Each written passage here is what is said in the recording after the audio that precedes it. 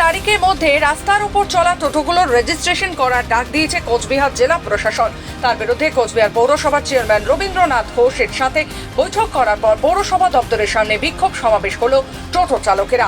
উল্লেখ্য, মাইকিং এর মাধ্যমে গত কয়েকদিন যাবৎ কোচবিহার শহরের টোটো রিক্সাগুলোর রেজিস্ট্রেশন করার ডাক দিয়েছে কোচবিহার জেলা প্রশাসন। তার বিরুদ্ধে টোটো রিক্সা চালকেরা তাই এই বিষয়টি যাতে কোনোভাবেই না হয় সেই উদ্দেশ্যকে মাথায় রেখে কোচবিহার পৌরসভার চেয়ারম্যান রবীন্দ্রনাথ ঘোষের সাথে দেখা করেন টোটো চালকেরা।